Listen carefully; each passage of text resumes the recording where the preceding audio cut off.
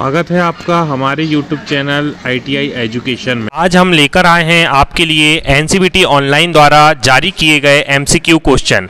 तो आज का जो टॉपिक होने वाला है उसका नाम है मैग्नेटिज्म एंड कैपेसिटर, जो कि हमारे इलेक्ट्रीशियन के लिए बहुत ही महत्वपूर्ण टॉपिक है। तो हम बात करने वाले हैं आज के टॉपिक चुंबकत्व एवं संधारित्र के MCQ क्वेश्चन की। तो हमारा जो पहला क्वेश्चन हमसे पूछा गया है कि इलेक्ट्रोलाइटिक संधारित्र का प्रभाव क्या होता है यदि परिपथ दोष हो। मैं फिर से एक बार क्वेश्चन पढ़ दूं, इलेक्ट्रोलाइटिक संधारित्र का प्रभाव क्या होता है अगर खुला परिपथ दोष हो। तो जैसे कि आप लोगों को पता होना चाहिए, जब भी कोई खुला परिपथ दोष होगा तो यह कार्य नहीं करेगा। तो हमारा जो इलेक्ट्रोलाइटिक संधारित्र है वह कार्य नहीं करेगा। तो इसका जो सही आंसर होगा वह होगा यह कार्य नहीं करेगा। चलिए बढ़ते हैं अगले क्वेश्चन की तरफ। तो अगला क्वेश्चन हमारा पूछा गया है कि पराचुंबकीय पदार्थ कौन सा होता है।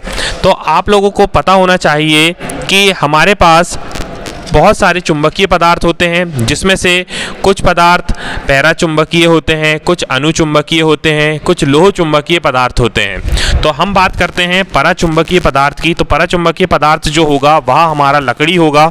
बाकी तीनों के तीनों जो पदार्थ है यह चुंबकीय पदार्थ है। चुंबकीय पदार्थ की अगर मैं बात कर लूँ तो चुंबकीय पदार्थ वे पदार्थ होते हैं जो चुंबक के द्वारा बहुत ही जल्दी आकर्षित हो जाते हैं, जिनमें आता है लोहा, कोबाल्ट और निकेल। जबकि प्लेटिनियम और मैग्नीज जो होते हैं यह अनुचुंबकीय पदार्थ होते हैं। और पैराचुंबकीय पदार्थ की बात करें तो इसमें यह बिल्कुल भी आकर्षित नहीं होते हैं। इन पदार्थों को हम पराचुंबकीय पदार्थ कहते हैं। चलिए बढ़ते हैं अगले क्वेश्चन की तरफ। तो अगला क्वेश्चन हमसे पूछा है, आप एक विद्युत चुंबक को खींचने की ताकत कैसे बढ़ा सकते हैं। तो देखिए, विद्युत चुंबक की अगर हम ताकत की बात करें या चुंबकीय तीव्रता की बात करें तो जैसे जैसे चुंबकीय तीव्रता बढ़ती जाएगी वैसे वैसे चुंबक के खींचने की ताकत भी बढ़ जाएगी। तो आप देख सकते हैं, हमारा अगर ऑप्शन में जाएं हम तो क्षेत्र की तीव्रता बढ़ाएंगे तो बिल्कुल हमारा विद्युत चुंबकीय क्षेत्र की तीव्रता बढ़ेगी, जिसके साथ हमारा विद्युत चुंबक को खींचने की ताकत भी बढ़ेगी। तो इसका जो सही आंसर होना चाहिए वह होगा क्षेत्र की तीव्रता को बढ़ाकर। चलिए बढ़ते हैं अगले क्वेश्चन की तरफ। अगला क्वेश्चन हमारे सामने है, परमीएंस की इकाई होती है। तो देखिए, परमीएंस की इकाई हम बात करें तो परमीएंस जिस प्रकार हमारे रेजिस्टेंस होता है विद्युत में, उसी प्रकार हमारा जो चुंबकीय क्षेत्र को मार्ग प्रदान करता है उसे हम परमीएंस कहते हैं। और इसकी जो इकाई होती है वह होती है वेबर प्रति एम्पियर टर्न। तो इसका सही आंसर होना चाहिए वेबर प्रति एम्पियर टर्न। चलिए बढ़ते हैं अगले क्वेश्चन की तरफ। तो अगला क्वेश्चन हमारा डायग्राम वाला क्वेश्चन है, जिसमें हमें बताया गया है कि चुंबक की कौन सी विशेषता बताई गई है। तो हम देखते हैं कि इसमें चुंबक को एक धागे की सहायता से लटकाया गया और यह नॉर्थ और साउथ दोनों दिशाओं में ठहरा है। तो आप देख सकते हैं कि यह इसकी दिशीय विशेषताओं को बताया गया, जिसमें कि यह हमेशा उत्तर और दक्षिण दो ही दिशा पर ठहरता है। चलिए इसके साथ हम बढ़ते हैं अगले क्वेश्चन की तरफ। तो अगला क्वेश्चन हमसे पूछा गया है, विद्युत परिपथ में चालकता के लिए चुंबकीय परिपथ में समान शब्द है। देखिए, जैसे कि मैंने आप लोगों को बताया था, विद्युत परिपथ में हम चालकता की बात करते हैं, इसी प्रकार हम चुंबकीय परिपथ में परमीएंस की बात करते हैं। तो इसका सही आंसर होना चाहिए परमीएंस, क्योंकि विद्युत परिपथ में चालकता जो कार्य करती है वही चुंबकीय परिपथ पर परमीएंस वही कार्य करता है। अगर हम बात करें विद्युत परिपथ में प्रतिरोध की, तो जिस प्रकार विद्युत परिपथ में प्रतिरोध कार्य करता है उसी प्रकार हम चुंबकीय परिपथ की बात करें तो उस पर प्रतिष्ठम कार्य करता है। चलिए बढ़ते हैं अगले क्वेश्चन की तरफ। तो अगला क्वेश्चन हमसे पूछा गया है, फ्लक्स घनत्व की एसआई इकाई क्या है। तो देखिए, फ्लक्स डेंसिटी या फ्लक्स घनत्व की एसआई इकाई, ये बहुत ही आईएमपी क्वेश्चन है। तो फ्लक्स घनत्व बहुत बार हमसे पूछा गया है, तो इसका जो आंसर होगा वह होगा टेस्ला। टेस्ला इसका सही आंसर है। फ्लक्स घनत्व की एसआई इकाई इसे कहा जाता है। रही बात, अगर हम बात करते हैं विद्युत चुंबकीय क्षेत्र की तीव्रता की, तो उसका जो मात्रक होता है वह वेबर होता है। चलिए बढ़ते हैं अगले क्वेश्चन की तरफ। तो अगला क्वेश्चन हमसे जो पूछा है, संधारित्र में धारिता का मान किस कारक के द्वारा निर्धारित हो रहा है। तो संधारित्र में धारिता का जो मान होता है वह किस कारक के द्वारा निर्धारित किया जाता है। तो अगर हम बात करें संधारित्र की, तो आप लोगों को मैं बता दूं कि संधारित्र जो होता है उसमें धारिता का जो मान होता है वह प्लेटों के क्षेत्रफल को बढ़ाकर हम इसे निर्धारित करते हैं। तो इसका जो सही आंसर होगा वह होगा प्लेटों का क्षेत्रफल। अगला क्वेश्चन हमसे जो पूछा है, चलिए बढ़ते हैं अगले क्वेश्चन की तरफ। अगला क्वेश्चन जो हमसे पूछा है, परमेबिलिटी के परिवर्तित होने का क्या कारण है। तो परमेबिलिटी के परिवर्तित होने का क्या कारण है, तो चलिए इसे भी देखते हैं हम। परमेबिलिटी जो होती है यह फ्लक्स घनत्व पर निर्भर होती है। तो इसमें से अगर हम देखें तो फ्लक्स डेंसिटी के परिवर्तित होने का कारण ही परमेबिलिटी बनती है। तो इसका सही आंसर होना चाहिए फ्लक्स घनत्व, जो कि सही आंसर है। चलिए बढ़ते हैं अगले क्वेश्चन की तरफ। तो अगला क्वेश्चन हमसे एक BH वक्र बताया गया है।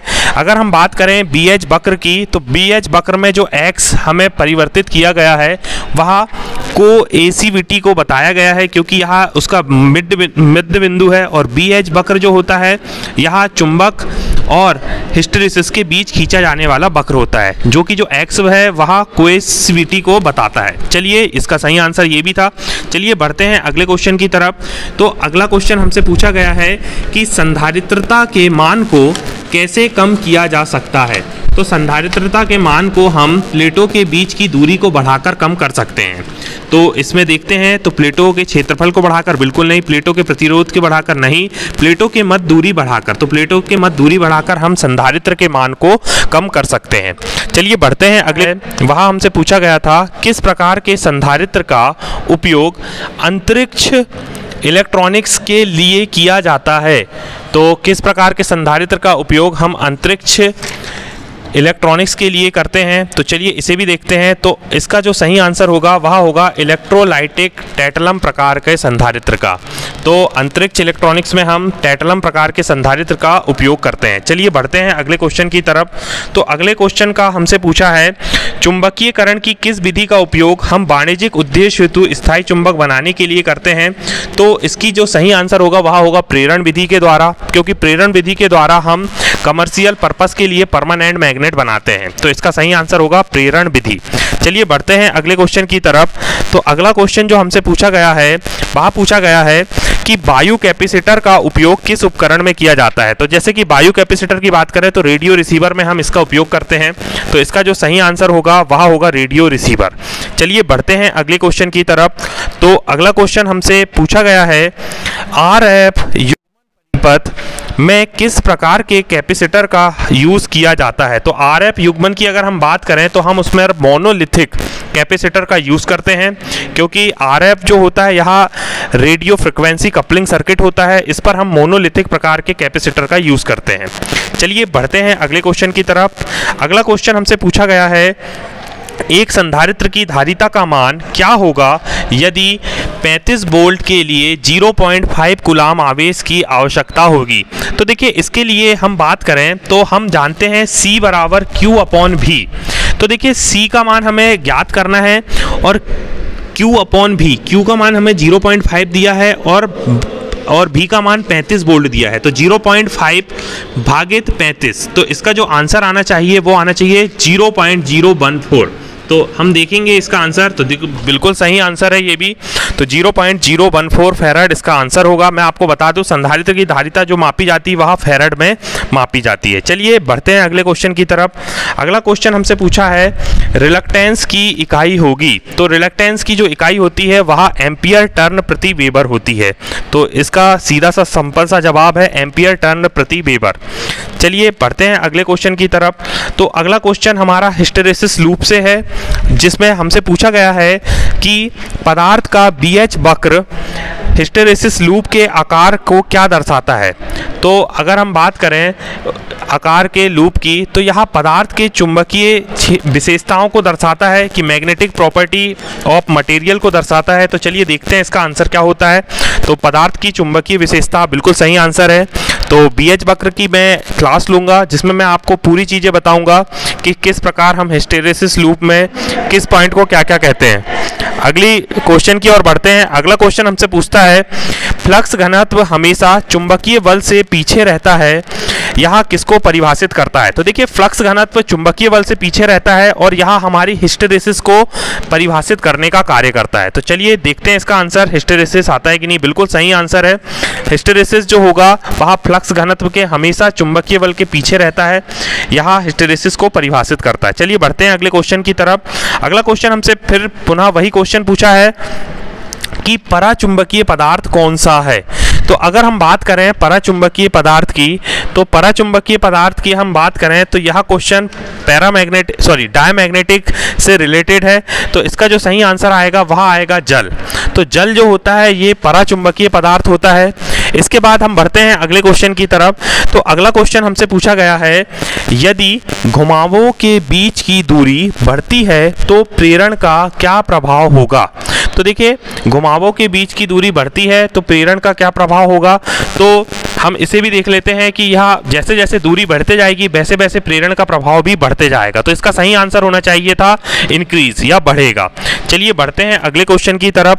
अगला क्वेश्चन हमसे पूछा है, परिनालिका में कुंडली क्षेत्र की दिशा खोजने के लिए किस नियम को लागू किया जाता है? तो देखिए परिनालिका की बात की गई थी तो हम इसमें हथेलिये का नियम का यूज करते हैं जो कि दाहिनी हथेली का होता है।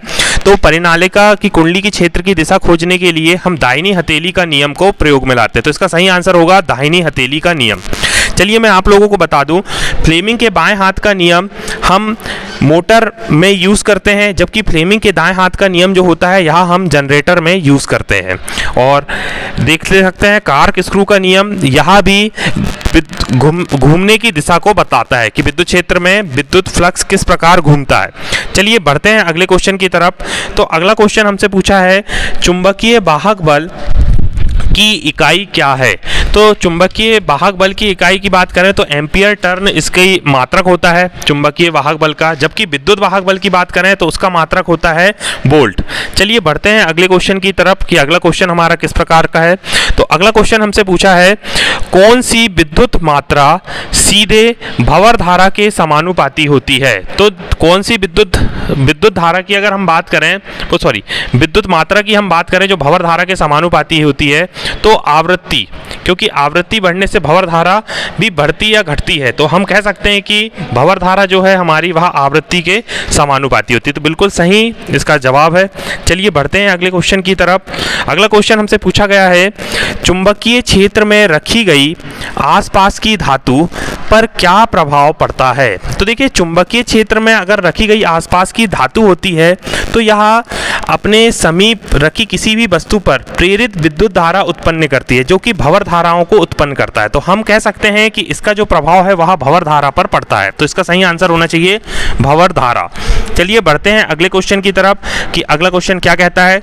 तो अगला क्वेश्चन हमसे पूछता है, कौन सा कारक विद्युत चुंबक की ध्रुवीयता को प्रभावित करता है? तो इसमें 4 कारक दिए गए हैं, हमें बतलाना है कि इनमें से कौन सा कारक है जो कि विद्युत चुंबक की ध्रुवीयता को प्रभावित करता है। तो हम देख सकते हैं कि जो धारा की दिशा है अगर वह अपोजिट होगी तो ध्रुवीयता भी बदल जाती है। तो हम इसका सही आंसर कहेंगे धारा की दिशा। तो बिल्कुल सही आंसर है ये भी हमारा। चलिए बढ़ते हैं अगले क्वेश्चन की तरफ। अगला क्वेश्चन हमसे पूछा है, श्रृंखला में विभिन्न वोल्टेज रेटिंग संधारित्र को जोड़ने से पहले क्या सावधानी रखनी चाहिए? तो हम बात करते हैं क्या सावधानी रखनी चाहिए। तो चलिए ऑप्शन को देखते हैं। सभी कैपेसिटर एक ही निर्माता के होने चाहिए, ये किसी भी प्रकार की सावधानी के अंतर्गत नहीं आता।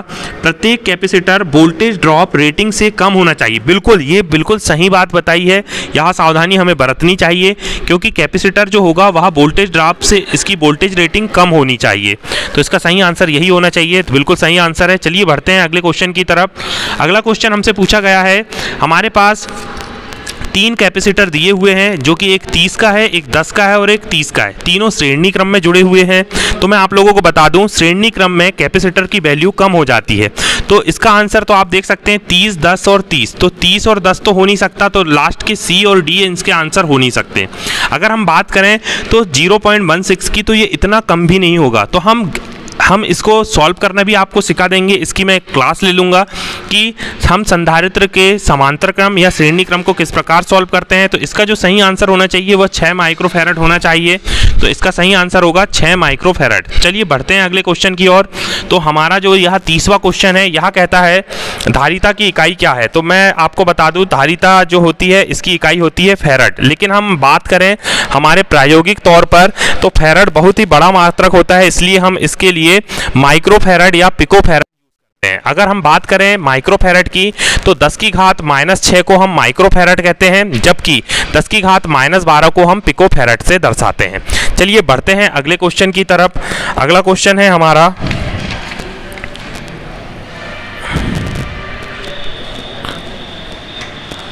यदि संधारित्र में प्लेटों की दूरी कम हो जाती है तो संधारित्र की धारिता पर क्या प्रभाव पड़ेगा। तो मैं आपको बता दूं कि संधारित्र की धारिता में अगर प्लेटों की दूरी हम कम कर देंगे तो धारिता का मान बढ़ जाता है। तो इसमें हम देखेंगे शून्य हो जाएगा, जो तो पॉसिबल नहीं, समान भी नहीं रहता, कम होगा या बढ़ेगा। तो आपको याद रखना है प्लेटों की दूरी अगर बढ़ाएंगे तो कम हो जाएगा और दूरी को घटाएंगे तो बढ़ जाएगा। तो इसका सही आंसर होना चाहिए बढ़ जाएगा। चलिए बढ़ते हैं अगले क्वेश्चन की तरफ। अगला क्वेश्चन हमसे पूछा है कौन सा अनुचुंबकीय पदार्थ है। तो देखिए अनुचुंबकीय पदार्थ को हम पैरामैग्नेटिक कहते हैं और तांबा जो है यह हमारा अनुचुंबकीय पदार्थ होता है। तो चलिए इसका सही आंसर होगा अनुचुंबकीय पदार्थ तांबा होगा। चलिए बढ़ते हैं हमारे आखिरी क्वेश्चन की तरफ। तो हमारा आखिरी क्वेश्चन हमसे पूछा है यदि विद्युत आवेश Q और वोल्टेज V है तो संधारित्र की धारिता C किसको व्यक्त करेगी। तो यह सीधा सा सूत्र है, C बराबर होता है Q/V। ये आपको याद रखना है और इसका हमने अभी एक क्वेश्चन भी सॉल्व किया था। तो इसका सही आंसर होगा C बराबर Q/V।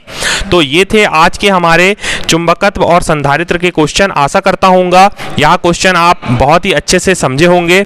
चलिए मिलते हैं अगले क्वेश्चन पर अगले वीडियो के साथ, अगली MCQ टेस्ट सीरीज लेकर। धन्यवाद।